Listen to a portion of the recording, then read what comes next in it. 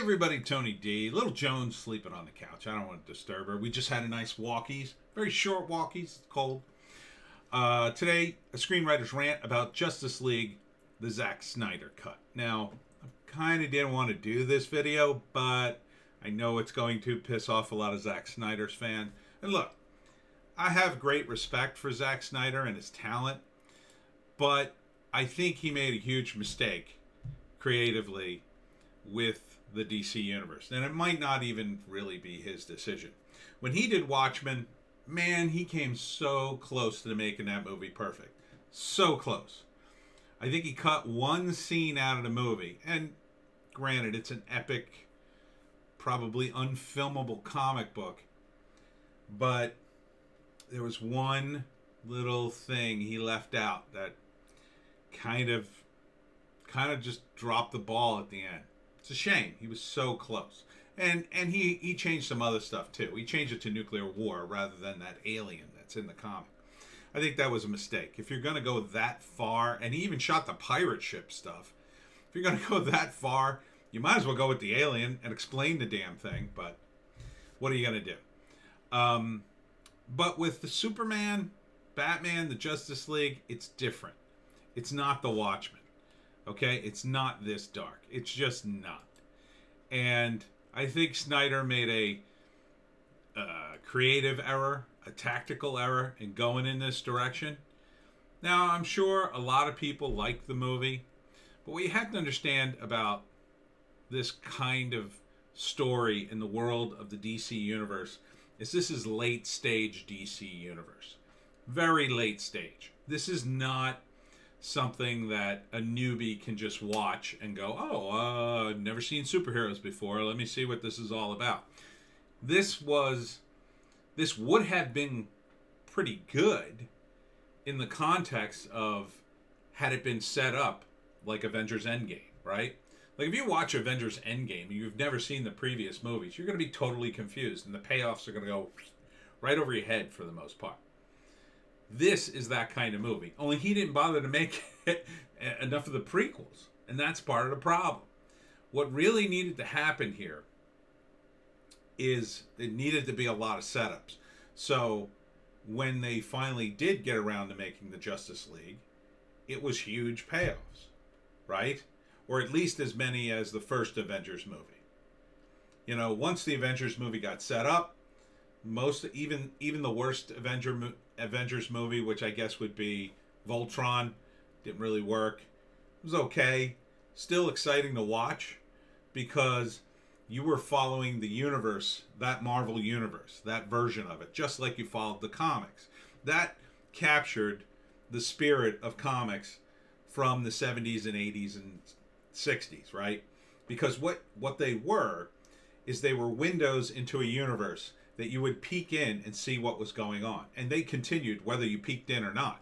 So if you peeked in and read a couple Avengers issues and then dipped out and came back, you might see that a whole bunch of stuff happened that you missed and then go back and buy the issues. And that was kind of the point. It was the dynamic, the pacing. I think the Zack Snyder, for all his talent, couldn't make this happen with as few movies as the DC Universe had. And on top of the fact that they just, in my view, weren't as good. Okay, I still haven't seen the first Wonder Woman movie.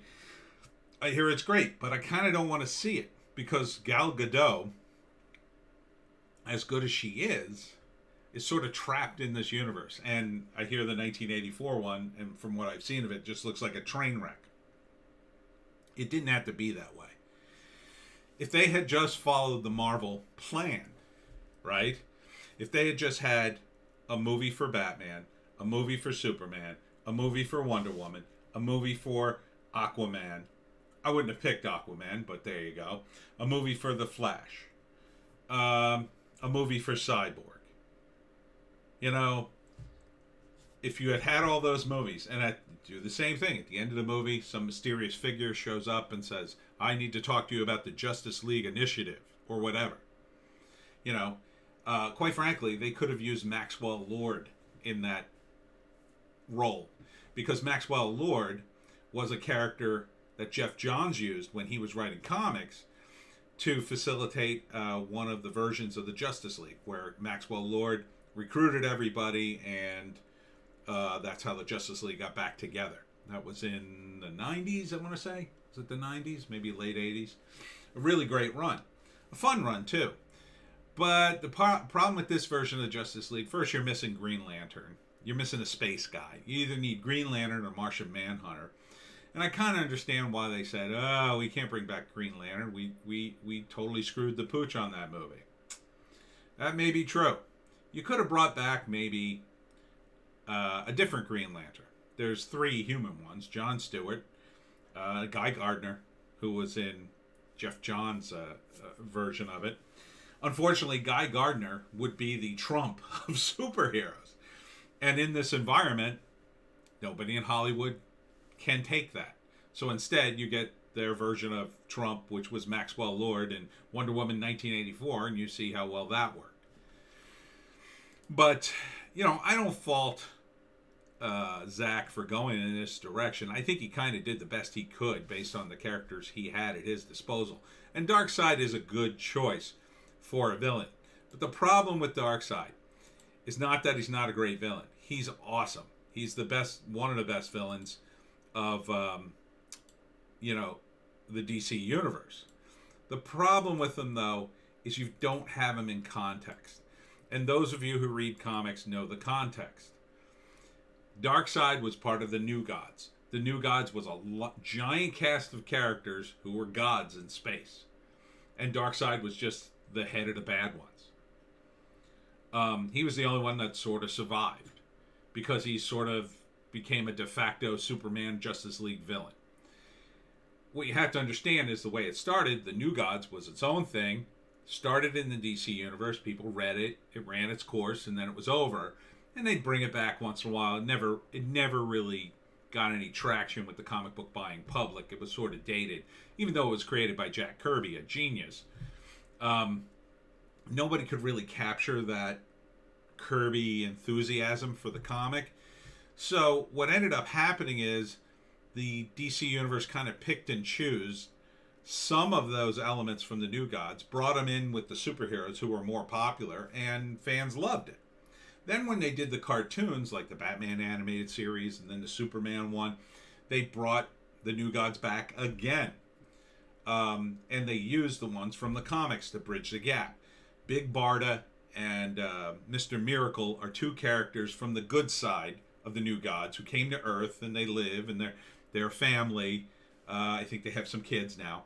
And then they were used to bridge the gap in order to get Darkseid to Earth so the Justice League could fight him.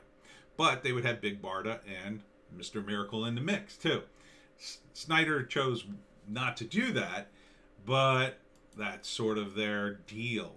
That's what they needed. They probably would have been better off with Big Barda and Mr. Miracle. Certainly Mr. Miracle. Rather than Cyborg and the Flash. I mean, Mr. Miracle and Big Barda are not well known enough in the comic book universe that you couldn't have recast them. That you couldn't have cast them as both being people of color if you had to do that. It would have been great. But, this, in my view, the whole thing's too dark. I assume this is the Kent Farm, and that's Lois Lane, right? The Kent Farm is supposed to be like this idyllic place where the sun always shines. It's not, but it's kind of like that in the comics. It's supposed to be this wonderful place, this wholesome place, the Kent Farm. Or at least it was when Superman grew up there, right? And I'm sure this is a scene where he goes back to the farm and his parents are long dead because I think they died in the movie, but it looks like a dump. It looks depressing. Superman would never let his family's farm become depressing. Cyborg, to me, is just not a strong enough character to be in this mix. I think they picked him because he was black. And they wanted diversity in the Justice League. That's fine, I guess. But in the DC universe, another guy they could have picked is Martian Manhunter. Now, granted, he's green, but they could have had a black actor play him. And he would have been black. he would have been diverse. You could have even made him gay, I guess. Although he had a wife, so no, I guess you can't. They just really, in my view, kind of don't know what they're doing. You know, same thing with Batman. Somewhere in here is Steampunk Batman. I think right here. Where is it? There it is. Steampunk Batman. Ridiculous. Batman doesn't need goggles and an overcoat. Okay? He's Batman. That's the whole point of the bat suit. He's got all these gadgets inside it, you know, for every possible situation. He would just push the side of his cowl, and then like little goggles would go over his eyes, and the overcoat is just totally ridiculous. It's just dumb. But Steampunk Batman was like a cool thing. It was a cool illustration. And this is something that happens in the world of comics. You have guys who are great illustrators, but guys who are better storytellers in terms of their art, right? Illustrators are more fine artists. They're super detailed. But their illustrations tend to be very static. Whereas a guy who's a storyteller artist is a comic book guy, the kind of guy we depend upon. They grind through panel after panel, making the panels move. There's a flow to them. And what I think Snyder did is he went down the path of illustrations to get these amazing visuals. And they are amazing, but the storytelling just, in my view, really isn't there. And I can tell from the trailer, because there's no story in the trailer. Where's the story? Like when you watch a trailer and there's a great story in the mix, and the you know, the for instance, you take the Iron Man movie, the first Iron Man movie. There's a great story there. The story is about Tony Stark realizing he's been an a-hole, right? And he becomes this superhero. He has a transformation. He goes from being a jerk to being a weapons manufacturer who didn't care about anybody to being this guy who's saving the world. You know, he becomes this great guy who uses his genius for good. That character arc is at least hinted at in the trailer. Whereas in here, the only thing we hint at is spectacular scenes. And there's nothing wrong with spectacular scenes, and this is a cool Joker appearance, but it doesn't really hold any weight. This Joker appearance didn't hold any weight, partly because, you know, the Suicide Squad and Jared Leto wasn't as accepted as the Joker, and part of that's not his fault. Heath Ledger knocked it out of the park back in the day, but, you know, it just, their movies didn't come up to snuff, and it all comes back to story. Number one thing, story. And these guys just didn't have it. They just didn't have a solid enough story. That's why they went back and reshot, in my view. In my opinion. I don't have any inside information. But I've worked on this stuff long enough to see when you're having these problems, that's usually the problem. That's usually the problem. If you don't have a solid story. If you have a solid story, the reshoots are just to make the story stronger. And that's tweaking. But if you don't have the solid story, then you could reshoot all day long trying to make a story out of it, but you're probably not going to get there. Or you'll probably have to spend, you know, tens of millions of dollars trying to get there. So I'm not trying to disparage if you're a Zack Snyder fan, you like this movie. It's fine. But in terms of a movie, it's more of a video game than a movie. It's a carnival ride. It's a spectacular. It's a bread and circus kind of situation. It's not, it's something that, you know, 10, 20 years from now, I don't think will be looked upon as, oh, remember the great Justice League movie and the Zack Snyder cut? No. But they'll be watching the Marvel movies forever. The run of the Marvel movies is great. And I don't say that wanting that to be true. I can't stand Disney. I'm appalled that they bought the Marvel franchise, and I don't like them, and I'm not going to watch any of the new stuff because I think the new stuff will be super woke and terrible. But I say that because I can see the structure in the DC stuff is not really there. It's partly there, but it kind of falls apart because you're missing these cool dynamics. So like one dynamic in the Marvel movie is Iron Man and Spider-Man. Great dynamic, right? Mentor and new superhero. And they carried that over several movies, and it worked out phenomenally. It was so great to watch Robert Downey Jr. help young Spider-Man. Whereas, I don't really care about Flash and Batman because they're not on the same level, if you know what I mean. Even though Spider-Man had superpowers, Tony Stark was so much above him. Flash has insane power. Absolutely insane power. And you have to understand the Flash was supposed to be Batman's equal. He wasn't a kid. So that was a retrofit too. And it kind of, in my view, it kind of doesn't work. Maybe if you'd gone with Wally West, if you'd already established the Flash and then he died and you got Wally West in there, maybe you could have made that work. I don't know. But there's so many characters in the DC universe, and I feel like Warner Brothers just rushed everything to screen. They just rushed this. And because they made it dark, they made it harder. And one of the things that undercut Batman significantly was, number one, they had him kill people in the beginning. That was dumb. That was just plain out dumb and gained them nothing. And number two is they made everything dark. Batman was already dark. In order for him to work, he'd have to be even darker. And you could say, well, he killed people. That's dark. Yeah, but you might as well keep him killing people then. But that's not really Batman. That's the problem. So we needed a better mix. And I don't think Zack ever found the balance here. I think he just is trying to make everything cool, like The Watchmen. The Watchmen, all that stuff worked because The Watchmen was dark as F. Dark as F. But some of the characters were light. So they were light characters in a dark world.